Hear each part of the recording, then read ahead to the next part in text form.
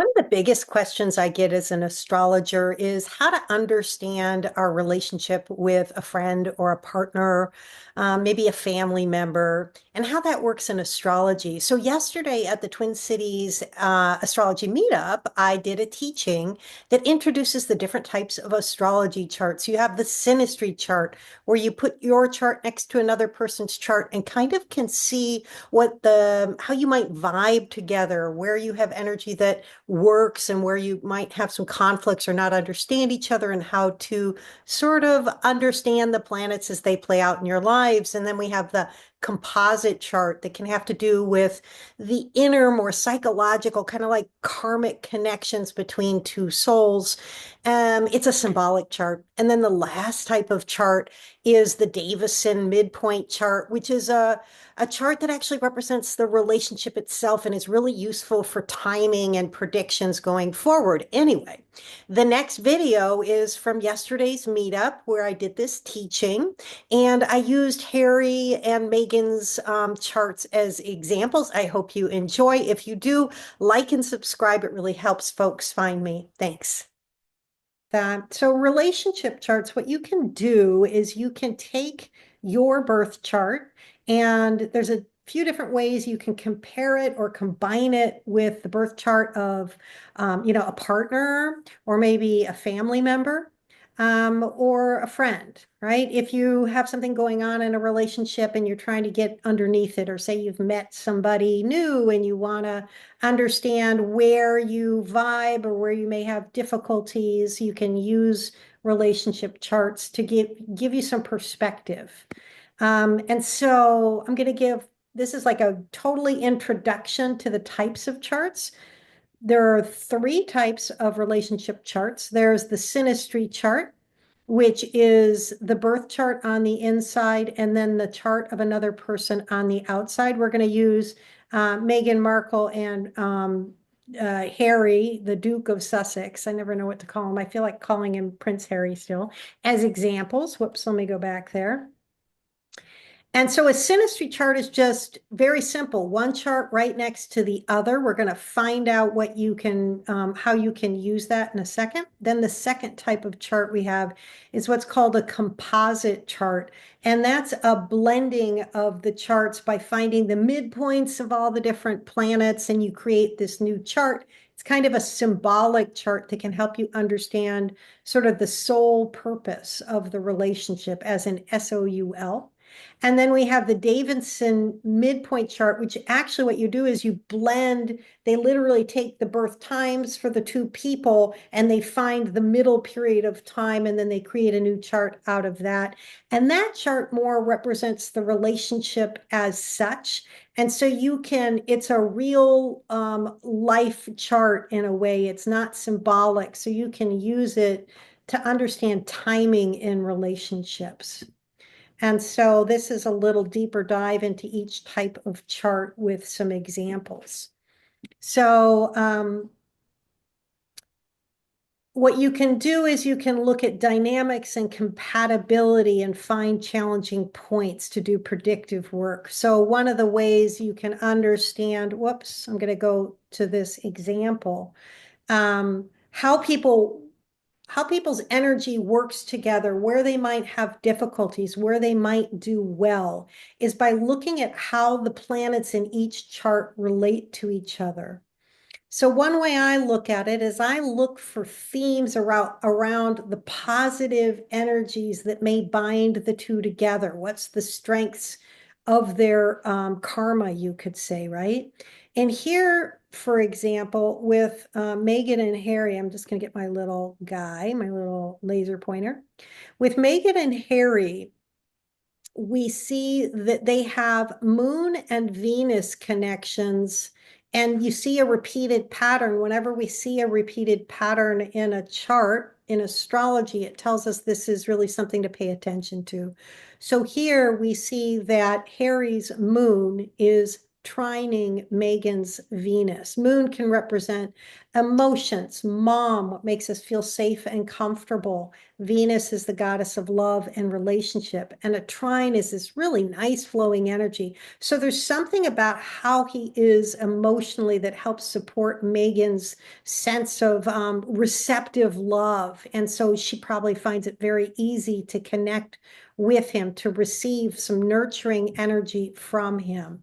And then we also see that his Venus is with her moon. So that's a repetition of a Venus moon.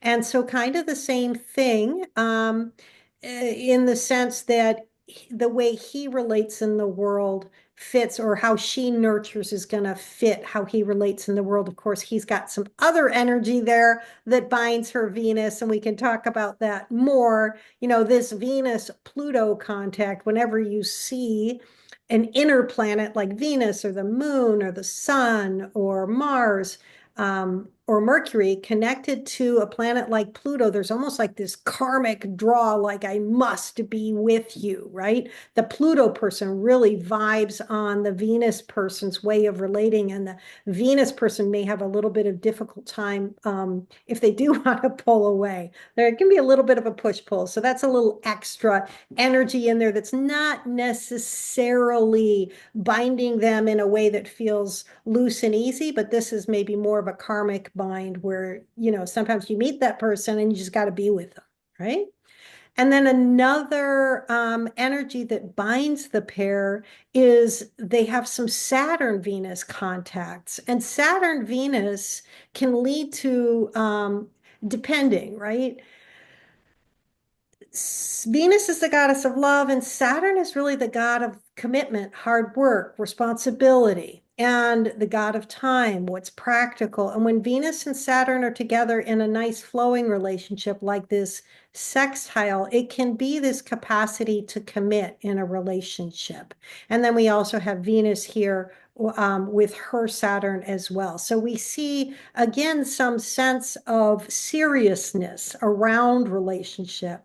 Venus-Saturn contexts make you a little bit more serious around love, for example, if you have Venus-Saturn conjunct in your birth chart. And then, of course, we see Venus with his Jupiter, or excuse me, with her Jupiter. So a little optimism along with that love. That's a really nice, sweet connection. But then we also see that likely they're bound together by a little bit of her wound, right? Because his moon is right there on her Chiron, nurturing whatever her wound might be. You might imagine with Chiron in the 11th house in Taurus, something around financial stability sometimes might be the wound, something around how you are in groups. There might be unconscious, or perhaps you might not necessarily share it with the world that you have a difficult time in some way out in groups, right?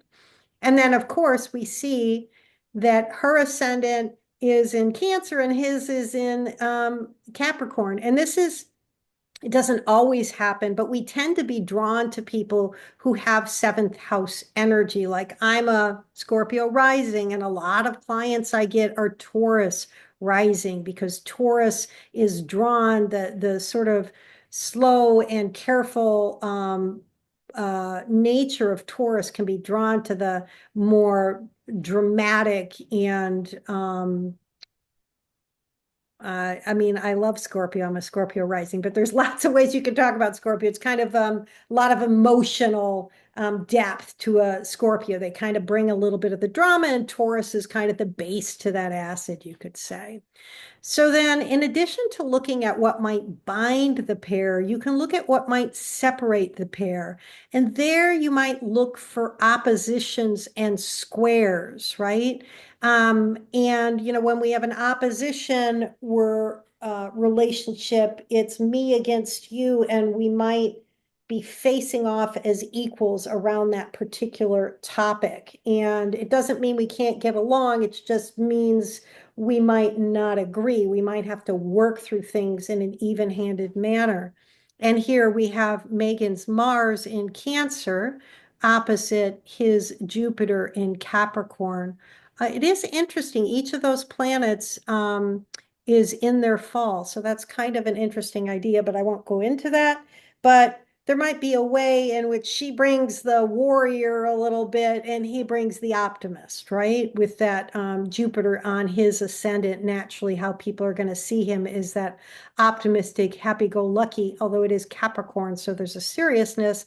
And Meghan does have a little bit of that warrior energy about her. If you've ever seen when she was young, as a young woman, she was already advocating for women and children and women's rights. When she was like a teenager, she was on some TV show. So anyway, you see that energy.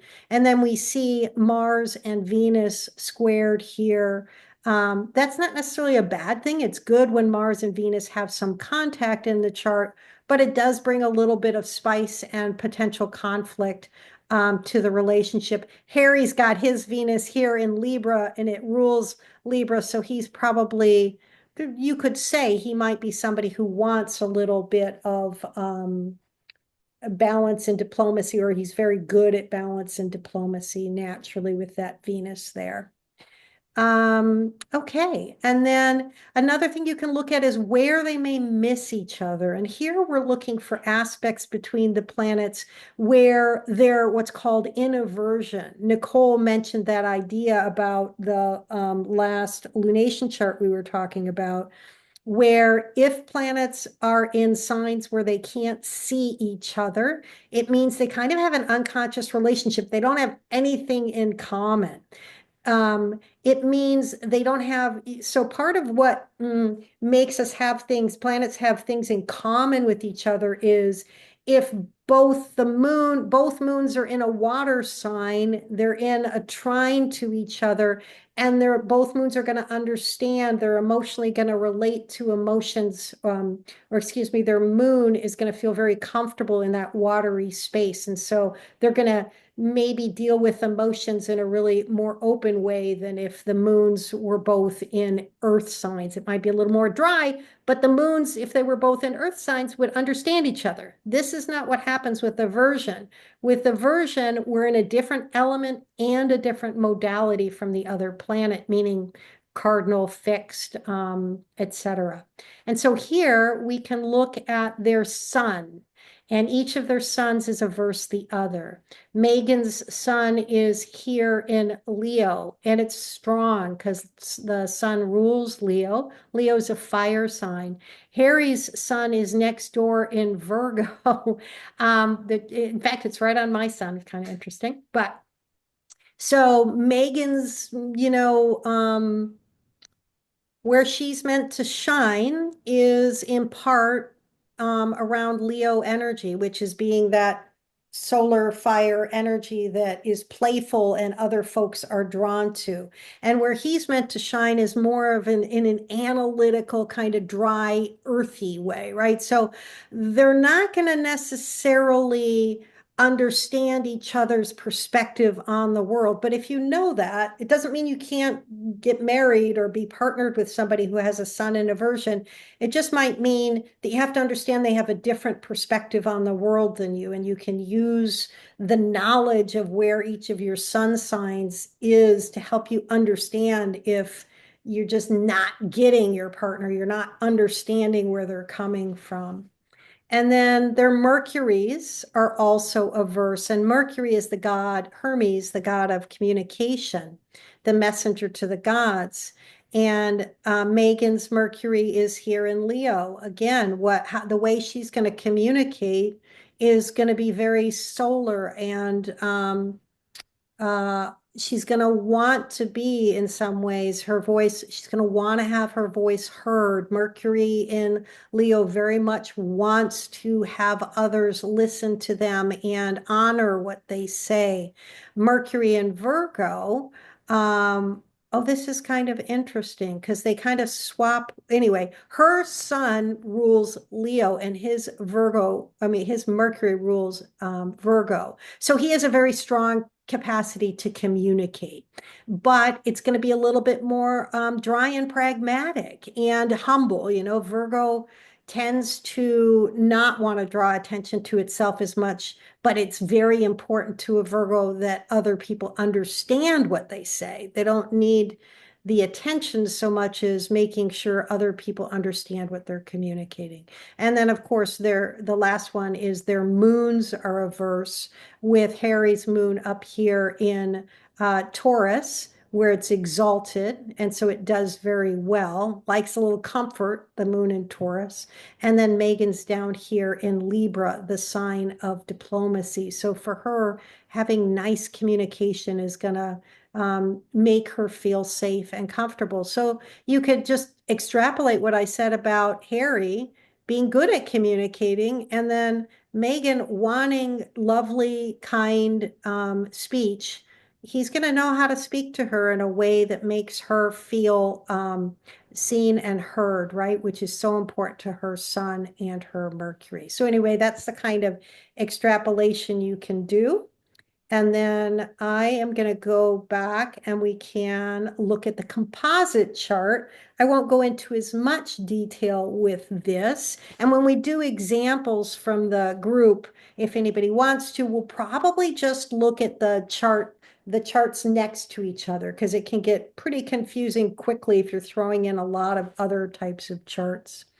So then the next type of chart you can look at is the composite chart, and that can tell you a little bit about the relationship's soul meaning, the karmic purpose, what the shared goals and challenges are. It's an abstract chart, really excellent source that I highly recommend if you want to learn more about relationship charts. There's an astrologer named Jewel, and she has a YouTube channel with probably hundreds of videos where she breaks down the different meanings of different connections in each of the kinds of charts. So it's a good way to get some background. I just love her work. Let me see. I think I did. There we go. So this is the composite chart for Meghan and Harry. And we can just quickly look at it and see that if we're looking at soul purpose, the vision for them, it's super interesting that the sun is here in the 12th house in Virgo. And the 12th house can have to do with people who have to leave their home country. So that's kind of interesting, because not that Harry had to, but he did. And he did to join Meghan. They had so much drama, obviously, around how she was treated by the British population and the crown. Um, but it's interesting because he's moved to California to be with her, and she may end up having to move to England with him, depending on what happens with the current administration. And Sun in the 12th house can be about being in exile, asylum, people who've had to leave their home country, because the 12th house has to do with hidden places. So that's just kind of interesting. You could also look, because the 12th house has to do with unconscious things and shame. It can carry a little bit of a heavy quality of wanting to look at things that are heavier and more difficult from a psychological standpoint. And that's where their sun and light is. And Harry's been very open about the mental health issues that he's struggled with and the work that he's done. And so bringing light around some of those issues seems to be part of who they are. And then, of course, we see here it's a Libra rising chart with Venus there. And again, Libra being about diplomacy. And there really is, as much as there's been a bit of trouble circulating around their relationship and negative press for Meghan around her standing up for herself, there's also a quality of wanting to carefully frame the message that reaches the community about the nature of the relationship. And we see that diplomatic piece here, but we also see right here Pluto and Saturn, when they're together, right on the ascendant. Pluto and Saturn together can have to do with prisons and being like sort of locked down. And, when we had lockdown with COVID, Pluto and Saturn and Jupiter were all together. So there's something about the karma of this relationship that may have to do with some of the strictures of the culture. I mean, obviously, the crown and Harry growing up in that, and Meghan trying to fit in and not being able to change the heaviness of that. history. You really see that here. And then, of course, we see the moon is square that, the moon having to do with emotions. But, and also, we're going to see in a couple of charts that this moon in Cancer, both in this chart and in the next chart, there's a moon Cancer connection. So something about who they are is about home and family and tribe and healing. Moon rules Cancer, so it's strong here. And if you watched any of the videos where they talk about what matters most to them, both of them talk about home and family and wanting to raise their children outside of this oppressive structure, right? Pluto, Saturn. And then lastly, if we were to look at the karmic path of the relationship, what it's for, it's South Node in Capricorn, so a heaviness, a weightiness, a responsibility at the root of the relationship, but a movement toward home and family here with the North Node there. And then I'm just going to go back a second and we'll talk about the last chart. Any questions so far before I jump in to the next piece? I know I said a lot.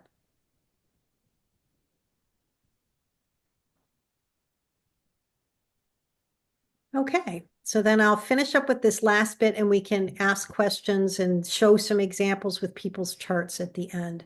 So then this is the last type of relationship chart you can look at. This is the one where you take, you combine the birth data to generate a chart that represents the relationship, and you can then link it to specific events. Yeah. And so then what I did was exactly that.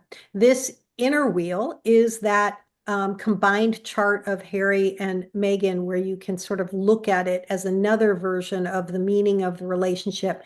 You know, the composite chart is more like this inner, what's the inner work we're doing together to resolve our karma. This one is more like just like, what is the relationship, right? And part of what we see with that is Chiron on the ascendant, as much as it, it feels like it's a healing relationship with for both of them. You can kind of see that with Chiron on the ascendant.